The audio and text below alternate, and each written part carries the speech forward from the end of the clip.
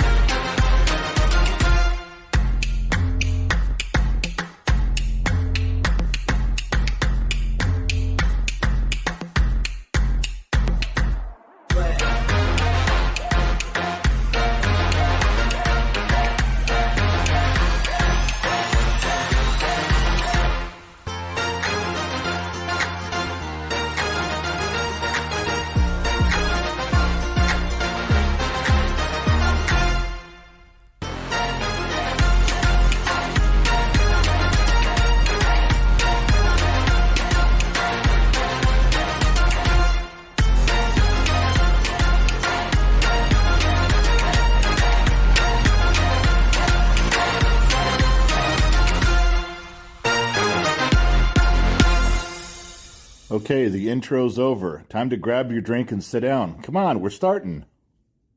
Yeah, this is where the pre-recorded stuff ends and the live radio personality begins. And thankfully for you guys, you have a gifted and talented trained radio professional to handle the business of the day. Good morning, world. It's the World Show. It is, what does that say? Friday, October 6th. It is a little bit after 10 o'clock Los Angeles time.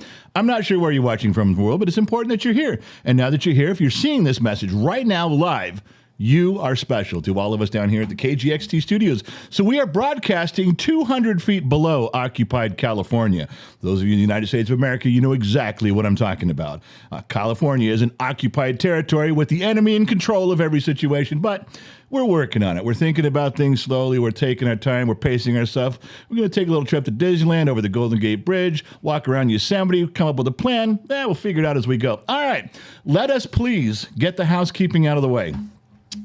I got to tell you, I'm having an argument with the kid and Gen X mom over housekeeping.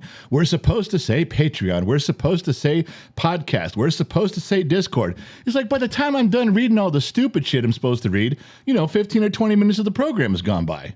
And they just stare at me blinking like, that's okay. You're fine with that. No, I'm not okay with that. So what I'm going to do today is try something brand new. Why? Because I'd like to get rid of the housekeeping and get to the substantive matters that count, the things that we've all been waiting for. So let's go through these as quickly as we can. Patreon, if you join Patreon and they put up a link for you, you can sign up for $1, and there's a lot of stuff in there, a lot of behind-the-scenes stuff, but you get an email right to your phone letting you know, hey, in 30 minutes, we're going to be on this platform doing this thing. Fair enough? All right, moving along. The new podcast dropped. It is a lot of fun. This one's getting a lot of good reviews.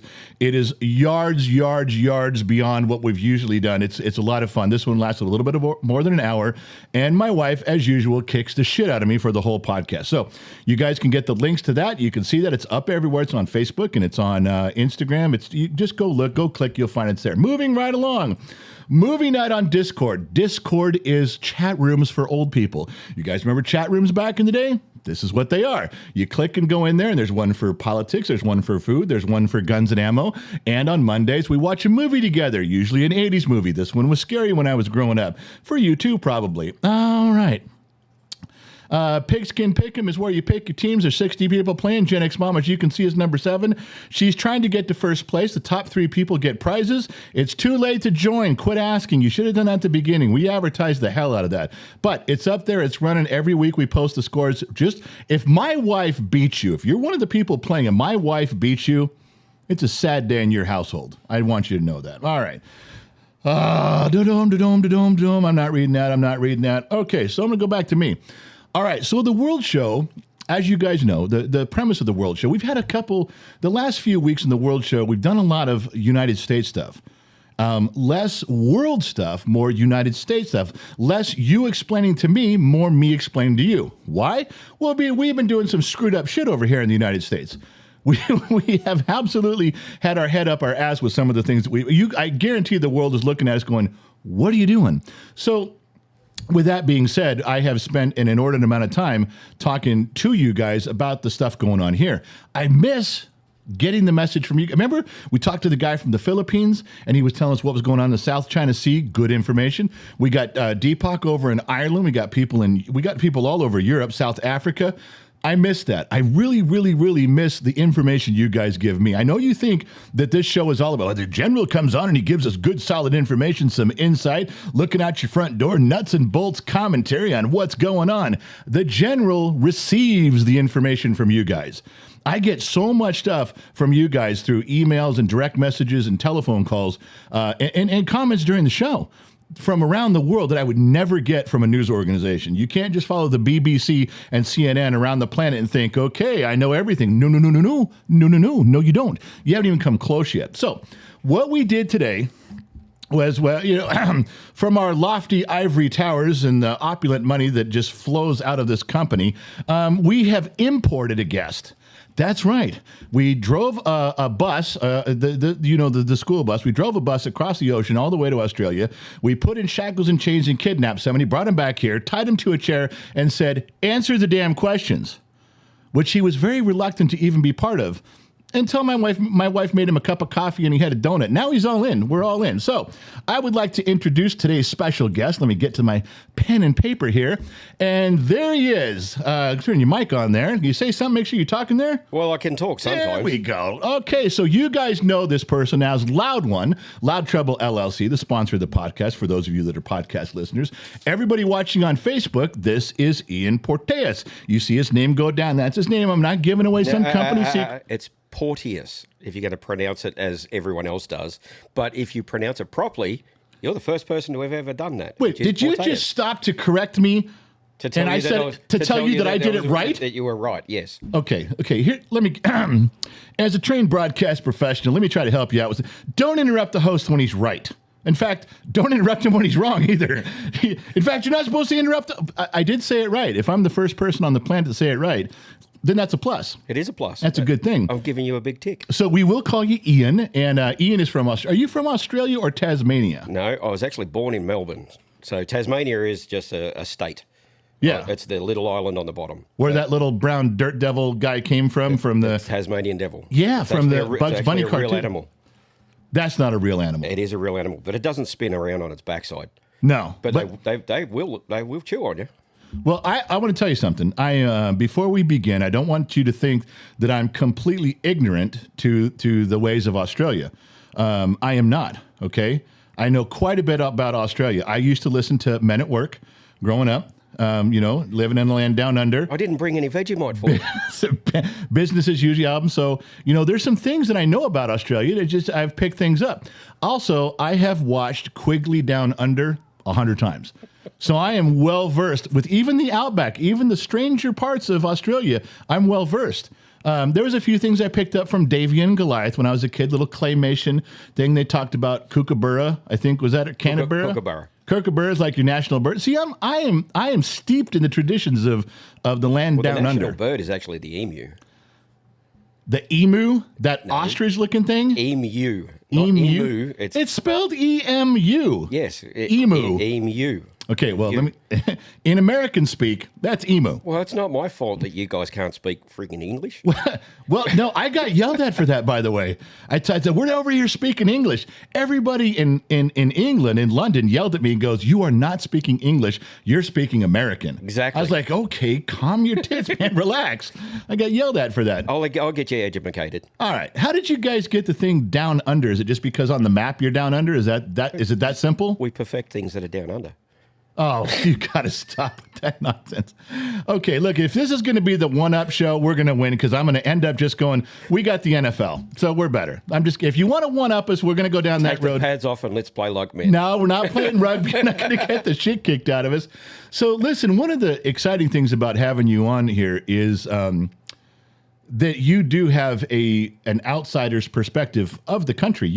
You were not indoctrinated with all the stuff growing up that we were. No. We have one very rigid way of thinking. I mean, when we're brought up in the United States, we know from the day we're born, we are better than everybody else. We're smarter than everybody else. We're richer than everybody else. The United States is the shining hill on the city, and it always will be. That's the way we're taught. You just wait for us to come in and help you make it better. Yeah, you got to get us slide in there sideways and prop us up. Yeah, you and the Canadians seem to do a good job about that.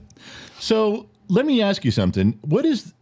If I had to ask you from an Australian point of view, and I know this is just one man's point of view, it's just yours, but you spent many years there. Mm-hmm. And I would give you the same perspective from the United States as just one guy. Mm-hmm. What do you guys think of us as a country? I mean, if you guys step back, if you had to, let me ask you this. If someone came to your country and said, "Hey, tell me about the United States," what would you tell them about us? How would you describe us?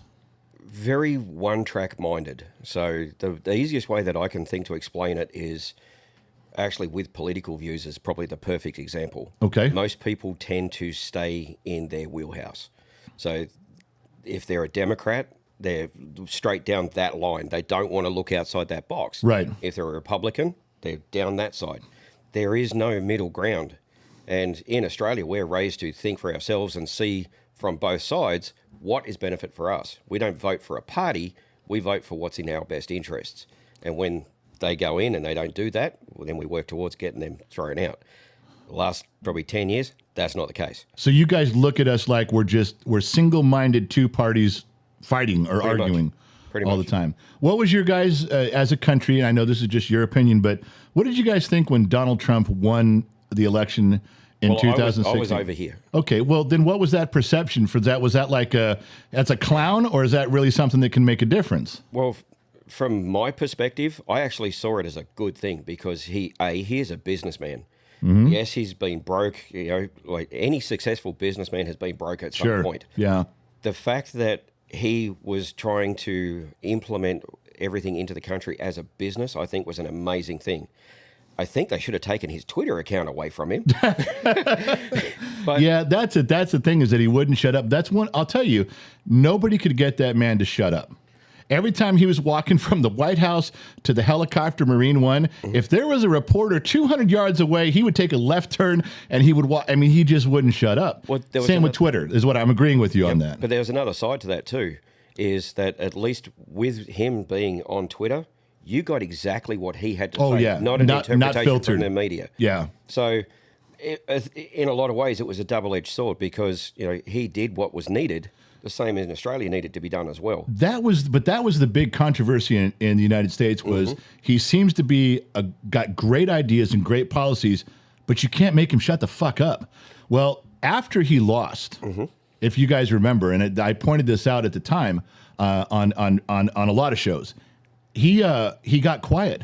For about almost the first year, somebody finally went to him and said, "Do you see? We told you, shut the fuck up." His Twitter account went down. His in-person stuff went down. He laid low for a long time, and then is coming back. And I think they have a better rein on him. I think a good friend probably got through to him and said, "If you want to be president again, do what you're doing, but you're going to tone it down, and I'm going to help keep you in check." I was reading something only a few days ago that his son, Donald Trump Jr., he's been working with him about how he interacts with the public and stuff, and he's been saying, we need to dial it back. He's just such Say an what you easy, want, but let's just not put so But much he's just such information an easy target to make fun of because of it's going to be perfect, it's going to be wonderful, it's going to be the best ever. I mean, that's you can start lampooning that right away because not everything everybody does is the best. Well, we had a perfect target in Australia a few years ago.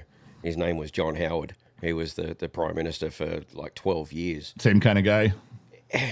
He was an incredible businessman and very similar in the fact that he was an easy target. But same sort of minds. Let me move on to now. Let's get into some of the perceptions. So you're the idea of Australia looking at us, and maybe that's a thing that's common around the world.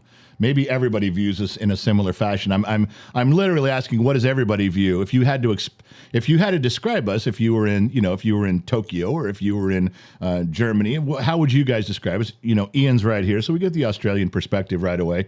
But you guys, is it true you guys have some sort of weird gun control? Like everybody has to turn in all their weapons? You can't even own a BB gun? Kind of. So I think it was 1996. We had a mass shooting. And a guy it was in Tasmania. He went into a historical site. It's called Port Arthur. Right. It was actually a penal colony.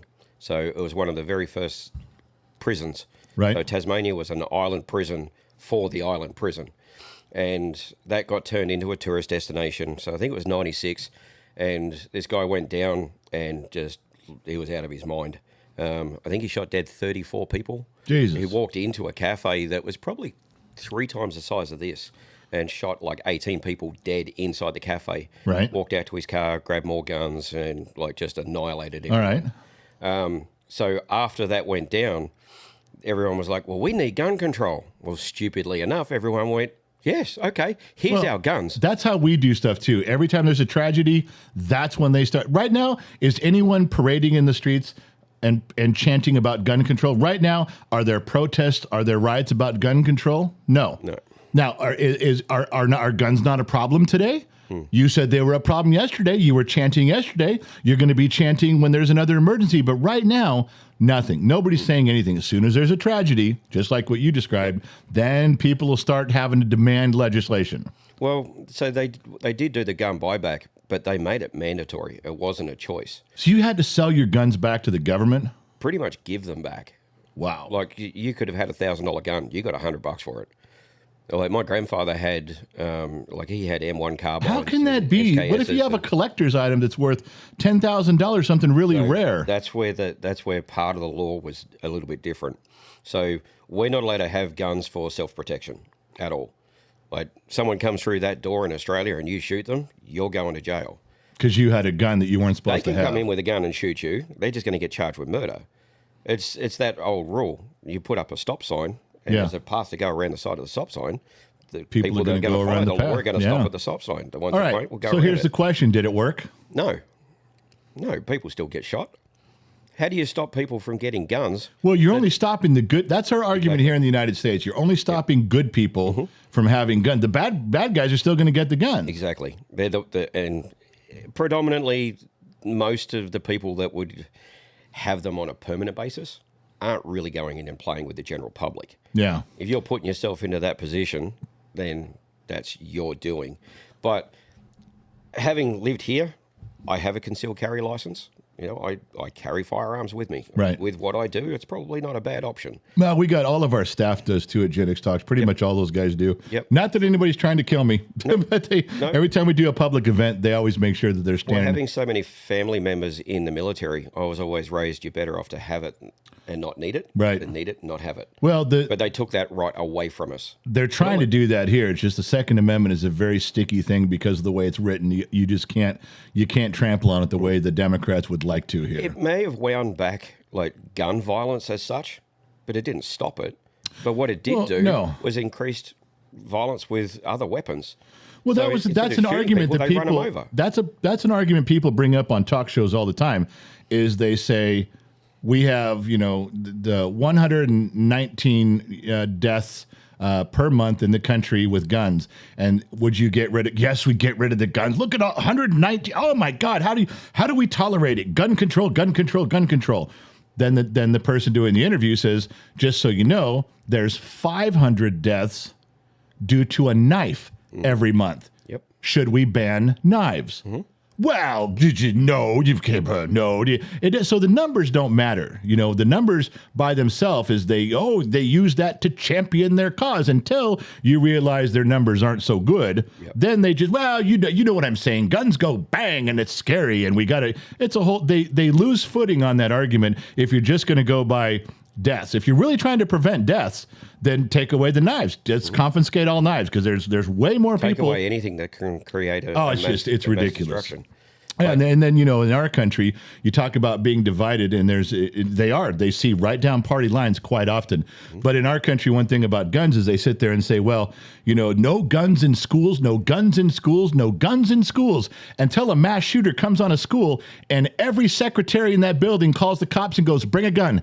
Bring a gun quick. There's a guy shooting people. I wish the cop on the other end would go, bring a gun to your school? We can't do that. Yep. You have to. There's someone here shooting people. Well, you don't like guns. Walk out there and tell him no guns on school. Just bring your guns down here now. Because they don't want guns on campus until they need a gun on campus. Then all of a sudden it's important. Yep. So let me jump over here between the sheets before my wife comes out here and screams at me. Tomash, it's his birthday today. Tomash, I am not going to wish you a happy birthday. I am not going to talk about how you're our number one guy over there in Israel. I'm not going to talk about how you pick up a weapon and stand a post on a wall so the bottom of the glass nation can have our wonderful shows, drinking and smoking and toking and stroking and joking and carrying on. I'm not going to do that. We did that last night. We talked about Tomash's birthday. Everybody put up the Israeli flag. I am not even going to mention your name today. My friend, comma, my friend. I know where the punctuation goes. All right. Dave Dunn, 3:39 a.m. here in South Australia. Odd time for an Australian episode. Well, you guys are a bunch of odd ducks. From what I understand, growing up in the United States of America, Australia is just an island full of criminals. That's what we were told. When England and Europe didn't want the criminals, they shipped them all to that big continent down there. And basically what I grew up learning was Australia, you're just a bunch of criminals. So if you think 3:39 a.m. is an odd time for an Australian show, you criminals can keep whatever hours you want. There's no set time to be a criminal. You don't got to punch a clock. So just roll with it. Dave, do us a favor. Just roll with it. Dragon Slayer Jade, I could listen to that accent forever. Are you fucking kidding? I can't even understand. I'm in the room with this guy, and I have one of my things I've got on here is Google Translate. I have to look at him and glance over. I got an earpiece in my ear, and I'm reading, and Google Translate is the only thing getting us through this interview. I'm going to be fair with you. Mr. Flibble, hey, loud one, why do Aussies call each other the C word? Ooh, I don't want to say the C word. Do you guys do that? Yeah, absolutely. That's not a good word over here. Why not? It's just a word. I know, but But it if just... there's different variations. It makes women feel uncomfortable. It's just like, kind of like, dude, don't, It's all in context. So one thing is, don't really use it towards women. Yeah. But, some of my best friends, I've got American friends that I walk in and I go into the bar. And you they're just like, blow it out there. Yeah. I don't think I've ever been called that in my entire life. I know what word it is. If I was to refer to you as that, there would be one word in front of it. So there's different contexts of the word. Good, bad. So you call me dumbass in that word, and then Well, yeah, but you're a good dumbass. as you might have noticed, yeah, your host is a good dumbass. I should have a T-shirt made on the back and say, "Don't bother me, I'm a good dumbass." There's many dumbasses. I'm one of the good ones. That's a new shirt for the general. That's right. Agnes Goulier. Oh, I understand the jokes about the accent, but it sounds quite sexy from my end. Okay, all right. We are not turning this into the Ian Sexy Accent Show. We're not. All right. Why do you think the shush married me? It's not because of my good looks. That's your accent and your money, that big truck. I like that. Yeah, that big truck's taking all the bloody money. Mr. Flibble, loud one, is it true that voting is mandatory in Australia? Yes. If so, how do they do it? He said. How do you mandate a vote? So once you turn 18, you get your license. You have to register to vote. Right. So as soon as you're 18, you're registered and you go in. So when you go in to vote, they have a big book for everyone that's in that district. And they literally go through and they find your name and tick it off, and then that gets cross-referenced. But if you don't vote, what do they do? Knock on your door? $184 fine, and they can arrest you. Oh, wow. Now, they don't know who you vote for, so you can go in and write that I vote for Donald Duck. Huh. But if you do that, those votes go to the sitting party. So they don't actually get marked aside and not get used. They go towards whichever party is actually in But they power do at the force time. you to vote, or they fine you. Correct. I've still got to vote over Is the here. kid still in here? Is Gen Z kid still there? No. If anybody's listening out in there in radio and TV land, if the kid's there, I need him back in the studio. Something weird happened on the screen. It's a technical producer thing, but I don't know what it did. So he needs to come back out here. We're still good, though. You can see me. I can see you. We're out down the road. All right. Mr. Flibble did his. Mrs. Fort Watton gifted 5 Gen X Talks membership. Robert London, Phoenix Common Star, Julie O'Malley, and Coyote Adventure, T-Rex 69. You guys are all now members. Your names are now green, you guys know what the green means. You don't have to wait. There's no 60-second delay. You don't got to be put on reserve. Like you can only comment once a minute. No. You can skip over that. Number 2 is you can now go to the community section and go back through almost 3 years of behind the scenes stuff. Anybody who's a member, all level memberships can go behind the scenes, go back, and you can go to the YouTube community section, and there, man, pack a lunch. There's a lot of cool stuff. I got a question. The whole disappeared thing out of nowhere, it's gone, all the surrounding stuff. All right, so Two Bears asking, loud one, how do you feel about all of the people getting into the United States now? Now, you came here from Australia, and you had to jump through some hoops. Yeah, so Didn't you know you should have just ran across the Rio Grande and everything would have been fine? apparently it would have been a lot fucking cheaper and a lot less headaches. So, all right, Does it bother you? How honest do you want me to be? I want you to be honest. It fucking pisses me off. There to we no go. end. I am so far. I'm about with the $10,000 that I just had to pay to the lawyer not long ago. I'm currently $45,000 into my fight to stay here and be a citizen. I've done everything required of me. I work my ass off. I pay my taxes. I've filled out every piece of paper that they want. You married a great American lady. I did. That was part of the deal. You got one. One of the best that there is. Yep. And I'm not relying on her for my green card by any No, but you form. did you checked all the boxes, man. You've Done everything. And these motherfuckers can just walk across the border and they get given a plane ticket or a bus ticket, and money and free healthcare and everything else. In New York, they're staying in expensive hotels. Yep. And they're putting them up in nice rooms. I spend months at a time in the truck. Like, you know how much time I spend on the road. Like, yeah. Trish and I got married in January. I've probably spent a grand total of maybe 20 days with her since we got married. You give up a lot pushing real hard to provide. You do. And it pisses me off that these motherfuckers can just walk across the border. Like it. Yeah, I know. And all they'll tell you is, know your place, shut up. You obviously hate Mexican people and people from Venezuela, or you wouldn't act this way. I don't just hate them keep at all. doing your. That's what they're going to tell you, though. But I don't hate them. But they're going to tell you do, because if you raise an eyebrow, that's right, sir. You keep paying your 45 grand and you leave these good people alone, you racist. That's all they're going to tell you. My opinion is, if you want to come into the country, I had the same opinion in Australia. Do it the right fucking way. Yeah. There are avenues to do that. Fill out the paperwork. Walk up to the border.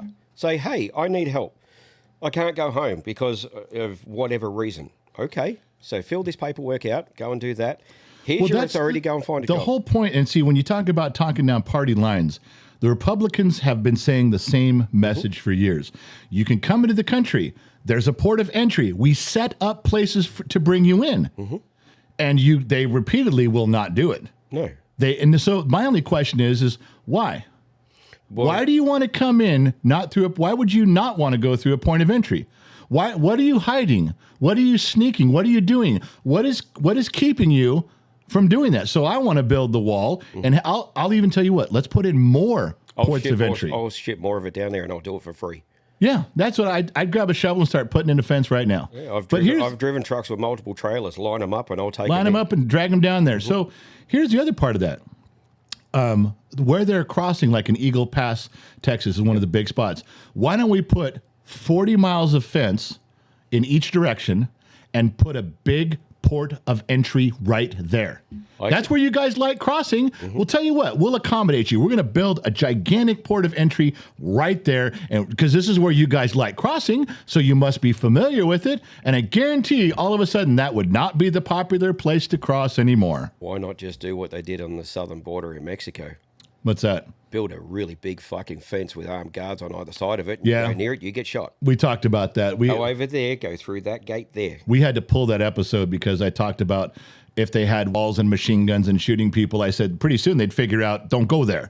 They'd figure it out pretty fast, especially if you had signs everywhere. You go, there's a minefield.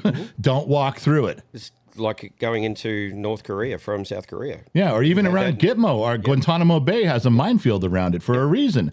It's just like, dude, there's a gate, there's a driveway, go there if you want in. We have our own protection around Australia. We have sharks and crocodiles. Yeah, and you got the Great Barrier Reef to keep everybody happy. What's left of it. What do you mean what's left of it? So it's actually gone through a bleaching process. What? From boats and stuff like that going through. So like it used to be like majorly colourful. Yeah. Probably 3/4 of it now is white. From what? It's called bleaching. It's actually killing the coral. Boats are? What, the diesel they spill and stuff? Or Pretty much. Wow. All the scenic boats and all that type of stuff. Like Man, I did not know that. It's been destroying it for years. And I think now it's at about 70%. I might be wrong. Someone in there. Yeah, they probably pull know. it up on Google. That's disturbing. I don't like that shit. I mean, someone can pull up some stuff and like I'll grab some links for you later and show you. That's not good. It's scary, like because it used to be so beautiful. Like I remember the first time I went there, I was just like, wow. Now it's white. I've never been there, but I've seen pictures, and it was so impressive. But you know, speaking of the border wall, Biden's building it. I was just reading. Did you read that? Yeah. That came out yesterday. Yep. Here's the problem with that. So this is going out to the rest of the world because you guys, now the rest of the world thinks we're idiots. Obviously, CNN, maybe not, Fox News and some of the independent stations have been pulling up the old footage. It is old campaign footage of Biden. And he says the same thing every time. He says, there will not be one more foot of wall built once I'm president. Not one. And Kamala Harris says, oh, we don't need the wall. We're not doing the wall. So now they're building the wall. Now, when you say, why are you building the wall now? You've obviously been against it forever. I mean, this is a stumbling block bad. Well, they're not. There's building environmental Trump's wall. troops that are going after them. They're just not building Trump's wall now. That's that's not. But the point is, they're crucifying them from the inside. Democrats are turning on Biden. Environmentalists are turning on Biden. Everybody who was hardcore fringe left wing is going, "What are you doing?" Now he's got to come up with an answer. So the answer he gave was, well, you know, the funding was already appropriated for this, so we had no choice. Okay, I can list you a dozen things that were already funded from Trump and his administration that you guys pulled the plug on. I can list a dozen of them. So don't start talking, well, we had no choices. That's just like when they said, when the Afghanistan pullout turned out to be a huge disaster for thousands and thousands of people. Well, it was the Trump plan. We just went with the Trump plan, had to go with the Trump plan. It was already the Trump plan, so we just did the Trump plan. Really? Well, the Trump plan was had a lot of drilling in Alaska. You pulled the plug on that. The Trump plan had several pipelines. You pulled the plug on that. You don't seem to mind pulling the plug on the Trump plans until things get screwed up, and then you walk around. Well, sorry, it wasn't our fault. We had no choice to follow the Trump plan. Yeah, how very selective of you. The problem is nobody believes them. No, nobody believes you guys. Everybody knows you're full of shit. Absolutely 100% full of shit. You cannot walk around saying the shit you're saying. So that brings us back to the wall. Now, as I mentioned in the Bottom of the Glass show last night, it wasn't even hard to find. The walls have been sitting out in the desert, rusting away. Mm-hmm. A lot of them on private land from people, farmers. They're paying storage. They paid storage on those things. And Biden has actually sold off some things for some steel and done some stuff. He sold pieces of the wall. Now, all of a sudden, now after 2 years, 3 years now after 3 years, we have to follow the rule of, the appropriating of the money. We got to build it. We have to. Well, then why weren't they building it for the past 3 years? Why all of a sudden, magically, it is now one of those things you're going to follow? It's bullshit, but I don't know why. I have scoured the internet. I have listened to MSNBC and CNN and BBC and Fox News, the New York Times and New York Post. I've tried to read up everywhere. I can't figure out why they made this choice. Now, I know it's a different wall. They want to do a mobile, portable, but it's still a wall, and it's pissing people off. Mm-hmm. I don't know. Did something happen we don't know about yet? That's what my guess is. I mean, did some big tragedy come up? I know that there's a lot more border patrol officers down on the border, like actually driving backwards and forwards. So, because one of the things for me is I have to carry my green card with me. So when I go through checkpoints and stuff, they actually ask me for it. Right. Most of them now, especially down along there, I go through there all the time. I pull up, they just wave. Because really? I've got the sign on the door, right. I've got both flags. They look at me and they just well, in Australia, you guys are, I'm not saying you don't have immigration issues there. Maybe there's some, but you guys are a big island. You got the ocean around you. That's one. We actually have a really big immigration problem. From where? Who's coming in? They come over from like Thailand and India and stuff like that. They actually come in on boats. Okay. Is that a problem or it is? A problem. They're not people that are like trying to see. They're coming in illegally. The same thing. Okay. And as soon as they step foot on the shores of Australia, we're in the same thing. But what we do is different. So we had islands set up with complete immigration camps. Right. You get shipped to that camp. Like, you don't get open access to the country. Really? You're going in there and you're going to get processed there. And if you're there for 2 years, stiff shit. If you don't like it, you can go home. Well, Trump had it where you come across and they catch you and they process you. They make you wait in Mexico. Yep. That was a big thing. Didn't they just re-implement that? Well, that was what ago? That was what I was looking. I was trying to read to see if they actually did it or not, because it said it wasn't. What I glimpsed at, it didn't say you have to wait in Mexico, but it was an option of their detaining you on the Mexican side. But we have to run it. So I'm not sure if they did Title 42 as a thing or not. I got to look it up. From what I read, they actually force you to go back across the border. That would be so now we're going back to what Trump did. Yeah, but how are you going to stop them if they come across once? They're going to do it again.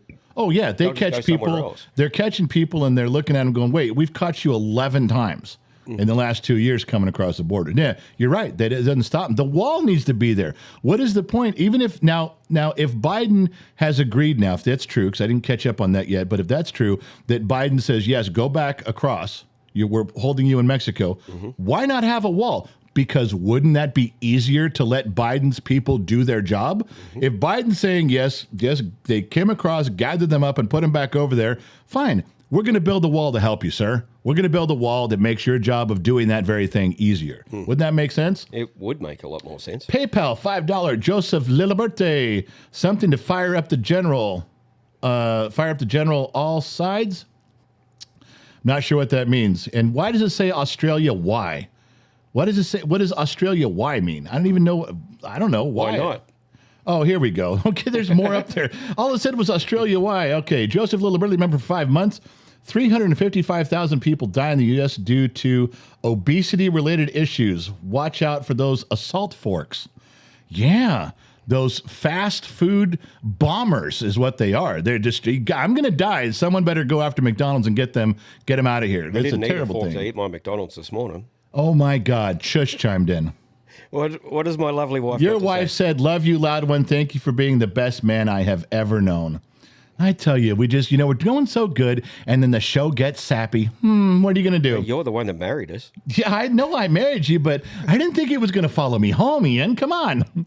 Jan Motz, I want to ask Loud One a question. Did he really get his mate to bump start his truck on the hill? No. No, it was not a bump start. Not a bump start. No, But it was pretty dangerous what you put out there. That was 238 miles of being pushed up hills.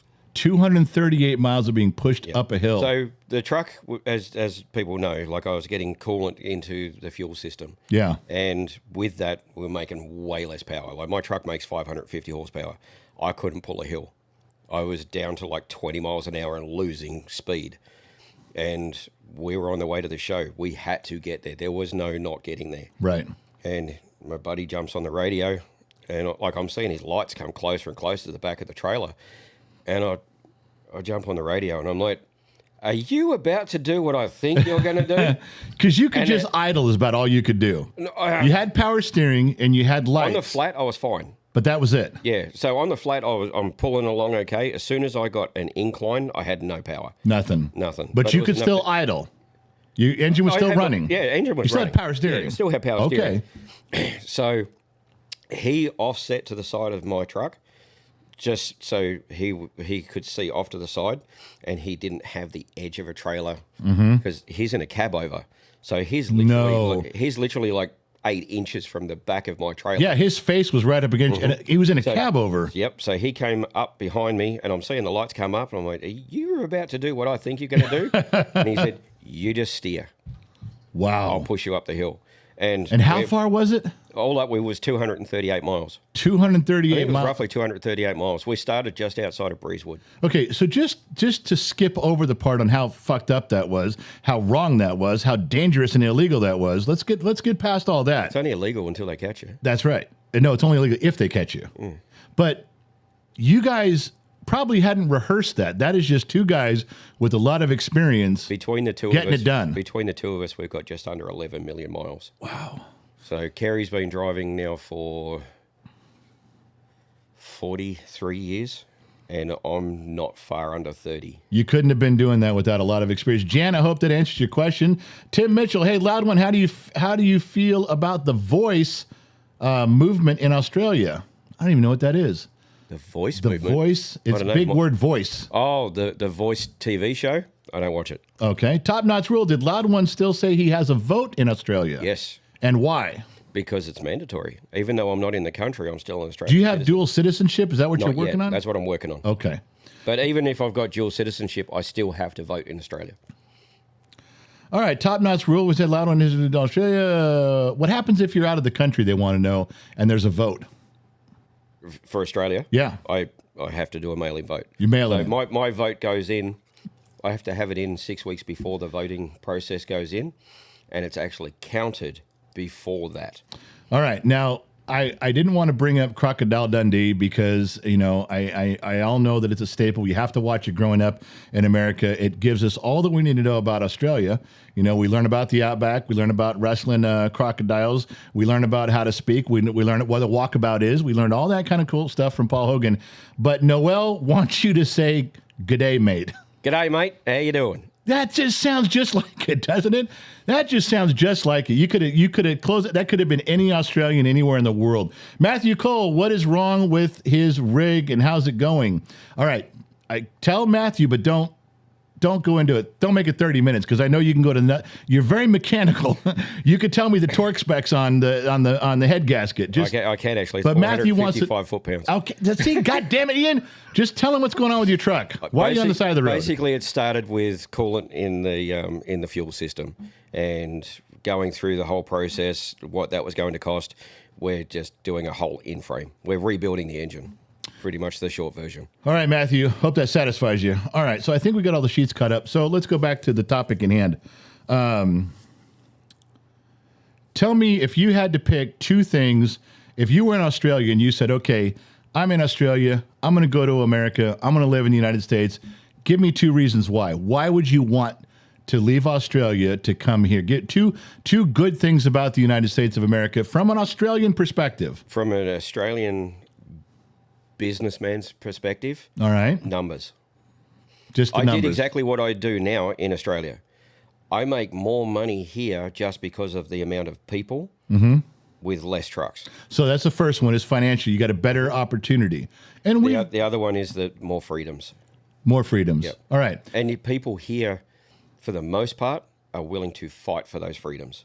In Australia, they were like, it's okay, we don't need that. Really? And then it's just encroached, and they just slowly whittle them away, which is what they're trying to do here. Yeah. But you've got too many people that are just going, we do. Fuck yeah, you. We do fight for that. Okay, so give me from an Australian point of view, and maybe this is a world point of view, maybe many of you around the planet feel this. Give me two things that are bad. You're like, I want to go to America, I want to go to the United States, I'd love to go live there, but there's two things I really don't like.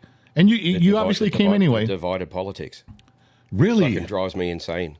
The fact that two people can't sit down and have a conversation with two completely different points of view and it not turn into a hatred fest. Oh, yeah, it's hatred. It is. And it shouldn't be. No, it shouldn't be, but it absolutely is hatred. Just because you and I get along about a lot of things, we don't agree about everything. Nope. But we can have a discussion about it and it doesn't turn into a problem. No. As soon as politics becomes involved here in America, you can have two members of the same family that are ready to kill each other by the end of a conversation. Which is why they always talk. I fucking hate. Yeah, they always talk about us being one step away from a civil war. And remember, in the Civil War history in the United States, the North and South fought. There was brother against brother. Yep. So it's very much similar in that sentiment and that feeling. I would agree. What's another one is if you had two things that you're like, I want to go to the United States, but one of them, obviously, politics. The government overreach. And even in Australia, we had that, but I didn't like it there either. But they're trying to bring more and more of it in here. The government wants to tell you what you can and can't do. That's one of the things that I love about America is that you can do what you want to do. You can do anything you want. You can walk up and shoot someone, but you've also got to then take the consequences. Right. But you have the freedom to do that. Well, we don't. The thing that the government overreach. The government, one of the things that I've learned, I've been on this planet 55 years, I learned a few things from just observing human nature, is the government would like to say, okay, this is how much money you're allowed to make. You can have 2 cars. You can have 1 vacation a year. You can have family barbecues. And as long as you give American families enough of that, it's like, well, can I have a pickup truck? Can I have a vacation? Can I have enough money to support 3 kids? Can I have a dog? And they're like, yes. And they give you enough money, then the government would decide this is how big your bank account could be. So you're happy. Then they take all the rest. If they could just get every citizen in the United States to a level where everyone's happy and maintaining, they can scoop up all the excess money. They want it to be 2-class system, a level of control, and they want you to go along with it. And they'll tell you, as long as you're happy, what do you care? Yeah. This is one of the things that was brought up before, and I don't think they ever pursued it, but I know it's on their agenda at some point down the road. Like my mother and father have worked hard for years and done investments and risky, but they've made a few things. So they've got a certain amount in their 401k, let's say, and it's a good chunk.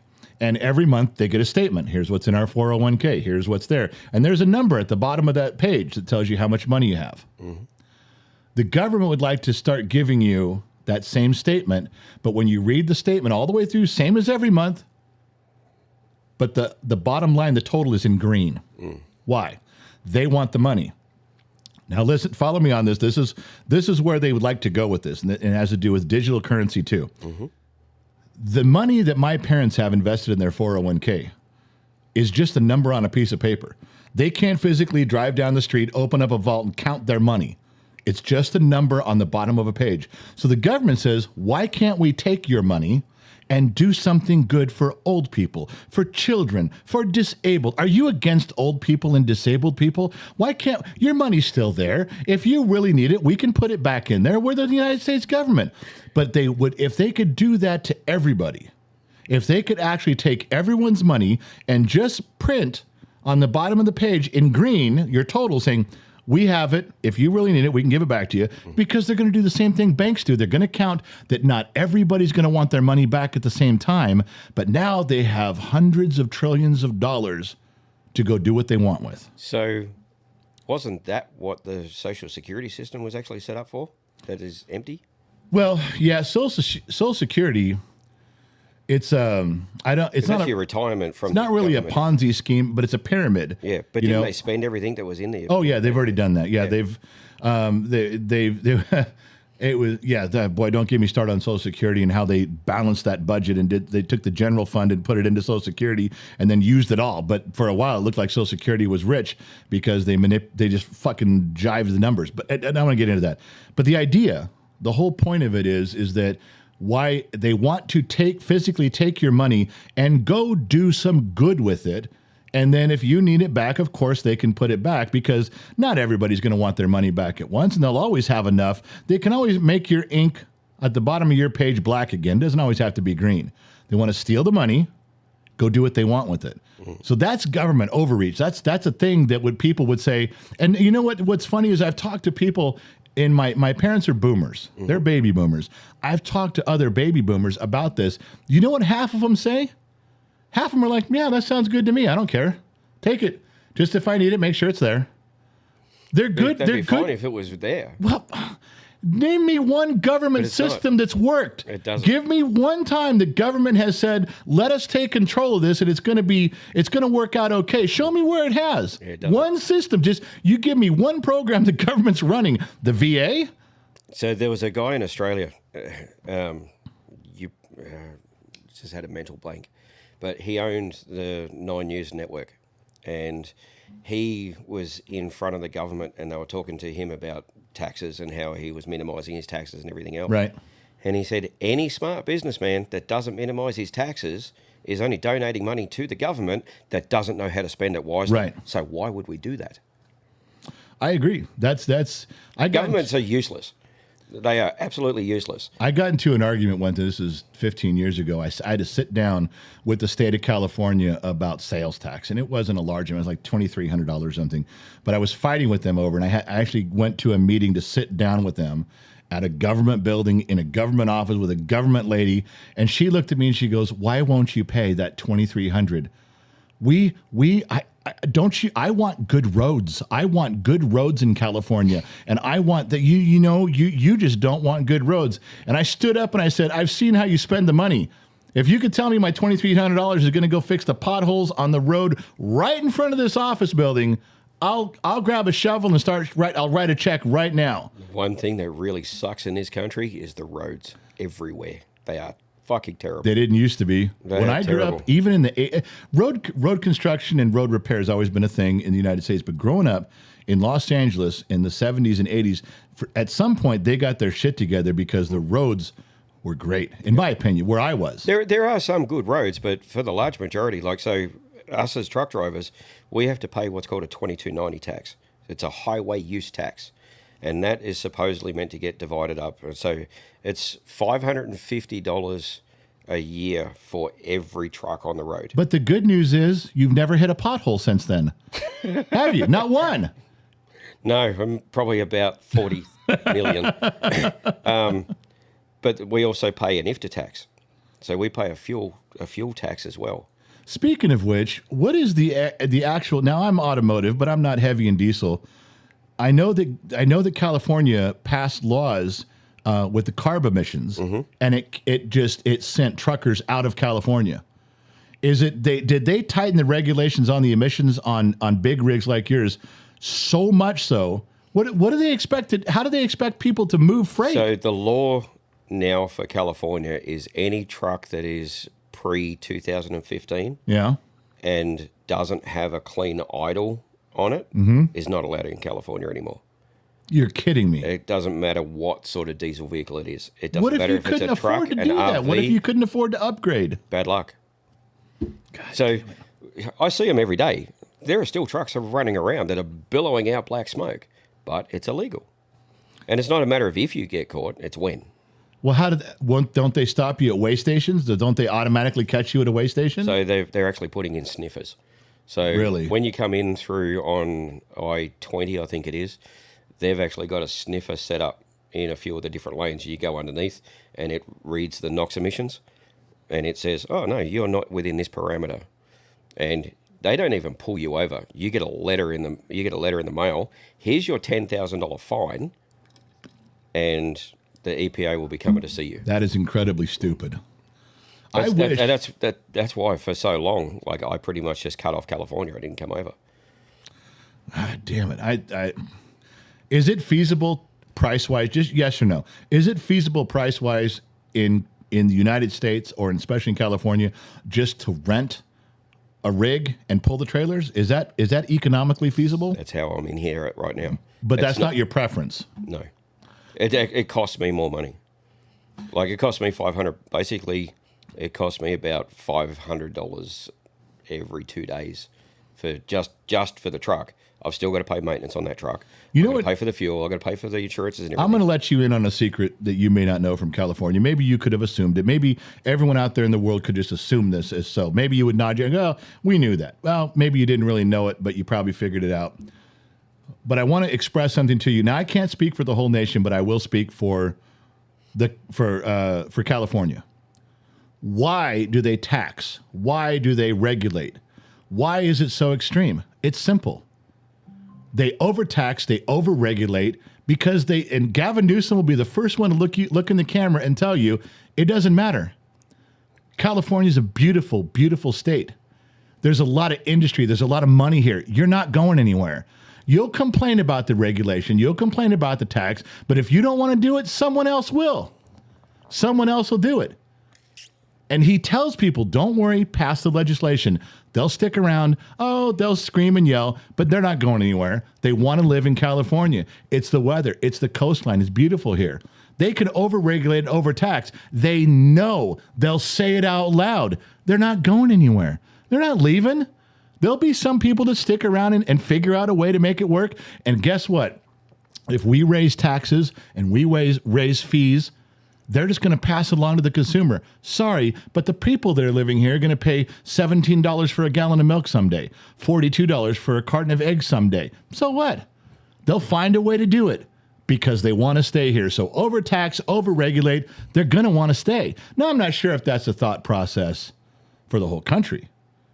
But I promise you, I have heard them say these things out loud, in person, at a microphone, on a podium, at the top of steps. They have said they're not going anywhere. If you don't like it, leave. Just like you said about the truck drivers, cut a bunch of people out right away. Mm-hmm. They don't care. They're like, well, the people that are here, they're going to pay the tax. They're going to pay the regulation. They'll figure out a way to make it work. Well, it actually impacted California in a massive way because those trucks that aren't allowed to run here, they moved their business to Vegas. So they don't even get the taxes from them anymore. No, it's ridiculously dumb when it comes to that. But that impacted everyone, not just truck drivers. Any diesel vehicle, RVs, pickups, bobcats, excavators, like all earth-moving equipment and everything. How could you have an earth mover that gets smogged? It's out there to be powerful and do a job. It has to have the DEF system. Brian Ivany says, Gen X talks loud one. I haven't heard an American road being worse than a Canadian. I thought the U.S. roads were pretty good. Well, I just drove through Canada. We just finished our tour up in through there. So how are the roads up there? In Vancouver, incredible. And the countryside going through Vancouver, it was like, oh my God. Good stuff. You get over into Quebec and stuff like that, and they were pretty ordinary. Joseph Liliberti, the Biden government is selling $330 million worth of materials needed for Donald Trump's U.S.-Mexico border wall for just $2 million. There was proof. I told you it wouldn't be hard to look it up. I wasn't making that up. He really was paying for storage, not building the wall, selling pieces, not building the wall. So Joseph looked it up. That's a true fact. I wasn't just making that up. It was just something that was already going on. I stumbled across it several places and just thought I'd tell you. It wasn't like riveting, breaking news. It's just something everybody knows. Thank you, Joseph, for that. Tim Mitchell, no, the voice movement has to do with the indigenous population. That must be something new. That must be something new. I haven't heard about that one. Herbie B was Australia started as a penal colony. Yes, it was. I told you that. Yep. I wasn't wrong. We grew up learning that in schools that Australia is full of criminals. That's what we were told as kids. We were started as a penal colony, and then we turned around and went, we're going to make our own country out of it because we don't like you guys. Wow, you made it personal. You made it personal, didn't you there? Yep. We started shipping soap back to the Poms. Hogs 14, Boss Hog says, loud one, how is the justice system in Australia? Fucked up. I was going to tell him I was going to say, now, Ian, let's be concise. Let's not drag this out. He just said it's okay. You got your answer. Disney Mama Sammy Joe, $10. Why is there an Australian hobbit in Gen X Mom's chair? Oh, that wasn't nice. I'm taller than you, Sammy. And yes, you are taller. Why is there an Australian? Now, the funny part is that the viewers know that you're in Gen X Mom's chair. It is a familiar, it's really angle. It's a very comfortable chair. Speaking about the angle, I love that flag. Oh, I haven't been in here since basically you finished it. Yeah, and I'm looking around, man, like the flag and all of the stuff that everyone's sent in, like. We've got really, really. So, who actually made the flag? Noster made that flag. I don't know if I can tilt that up. And he hasn't been around in a while. He was a big part of the Gen X talks in the very beginning. And what he made that out of wood. He cut all individual slats. He glued them and knocked them together. He painted it all by hand. He stained it and lacquered it. Then he built the border. Then he inscribed on the front, and there's a big inscription on the back. Then he put it in the back seat of his car. And he drove it, I think it was from around St. Louis, somewhere in St. Louis. Oh, damn, that's like 2,000 miles. Drove it, slept in his car, slept in his car, and handed it to me in person. You know how you showed up for the Vegas anniversary, the second one? He showed up for the first one and handed that to me in person. He drove it all the way out there. To this day, this is not only one of the nicest things that we have it's always been in every show, even we were inside back in the living room days. It was in the background. It is the centerpiece here, and it'll always be one of the most cherished gifts because of the effort. Yeah, that's a lot of effort. It was really something. So yeah, when you notice all the things around here and the things that are behind me, and there's bookcases, but there's if one of the moderators can put up the link to the exact. I know the kid can do it to the link to the exact page. Where the studio pictures are. What we did was we took close-up pictures and faraway pictures to show everybody all the intricacies of what's in the studio. I think you've got it on the website. It's on the website, genxtalks.com. Scroll all the way to the bottom. You go to genxtalks.com, scroll all the way to the bottom, and it says studio history or studio progress. Just click that. It's just the pictures. But it shows you with a quick description. And there's still more to come. There's more that has to go up, but it's quite a bit.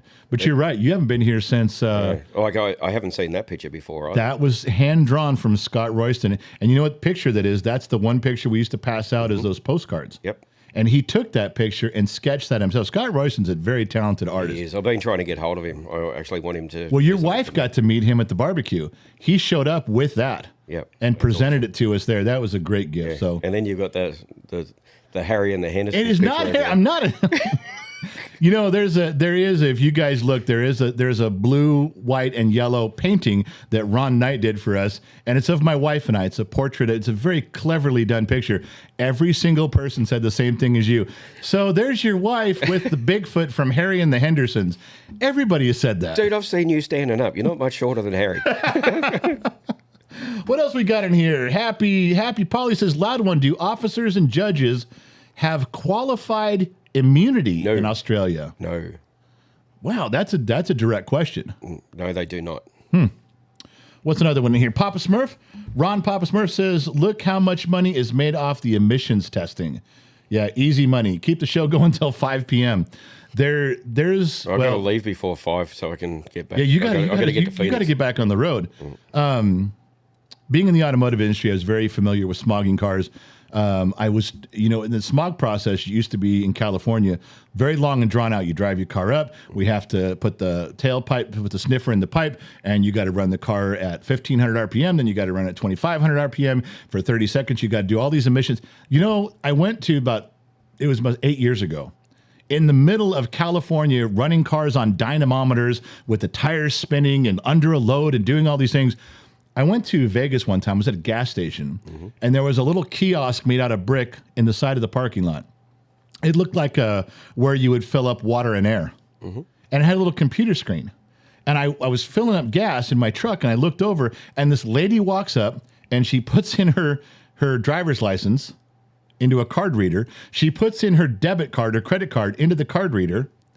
She pulls on a retractable cord the data link connector. It just plugs it in. Plugs it in and starts the car and just starts getting on her phone. And about 10 minutes later, she unplugs it, it prints the receipt, and she was done. The newer cars monitor under every driving condition possible so much to keep your car in emissions parameters that all you need to do is just pull up and have your computer check with their computer. That was it. Well, they've got multiple O2 sensors and sensors on pretty much everything right now. But the idea was what that it all does. you didn't have to do anything anymore. There was just, wow, what a way to collect money. You don't even have to cut it. You don't even have to pay the mechanic anymore. The state just builds the thing, puts up the computer and says, plug your car in and give us $50. They'd have a heart attack if I turned up in my Camaro. I'm telling you, it's going to be something where they're just going to wave a magic wand as you go by, and your wallet's going to mysteriously feel lighter. That's what they're doing with the sniffers. It's exactly that. It reminded me when you said that about the sniffers over the diesels. Brian Ivan, he says, loud one, people often misconceive the gun laws in Canada. What are they in Australia? Have they taken them all away?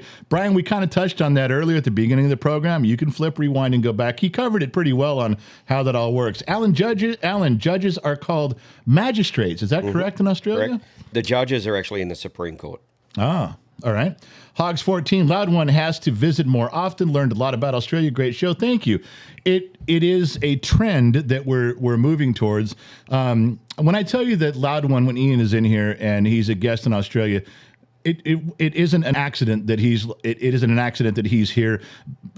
Part of Australia. The accident part is that you guys don't know is that we're friends off screen. This isn't just someone who's like, hey, we're bringing in a viewer or bringing in a fan.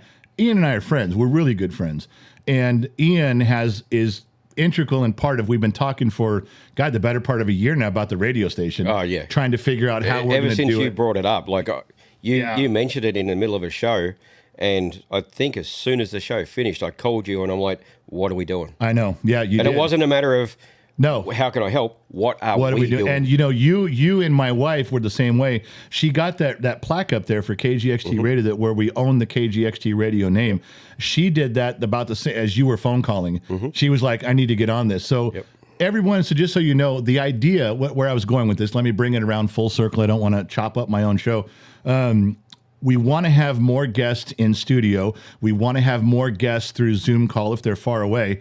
And the idea is to transition this to the radio station where we can have live shows simulcast on Facebook and YouTube and live on the radio. That's a big thing. We want to have guests. And I know a bunch of people, and Ian knows a bunch of people, but this is the way we're transitioning. This will become more frequent. This will be something we're doing a little more often because there's people that know way more stuff than I do about a lot of areas. I need to be a listener. And I love listening. I love being educated on stuff. It worked out that Ian was going to be here anyway. It wasn't coming by to be on the show. He was coming by just as my friend, and it worked out. It's like, hey, you've been in radio. You've been on camera before. Can you do this? He didn't even bat an eye. He said yes. In fact, he brought breakfast for everybody. He's like, all right, here's the food. Get the cameras up. Get the lights up. Let's go. It worked out really well. So I do want to say thank you, Ian, for showing up. My pleasure to be here. It was you and I could probably go for another 2 hours and just keep changing topics. I think we'd lose all of our listeners though. They'd get bored of listening to us. Well, we're down to 4 now. We got 4 left that are interested, and I think they're asleep. I think they fell asleep in front of their monitor. They don't even know they're listening. Well, listen, I got to say goodbye. Ian, why don't you tell everyone to say your goodbyes in Australia, however you say that. Cheers, mate. Get drunk. Let's all get fucked up on Saturday night. See you there. All right, so Ian's mic is off, his camera's off. You're back to me. Thank you guys for tuning in. Thank you guys for listening.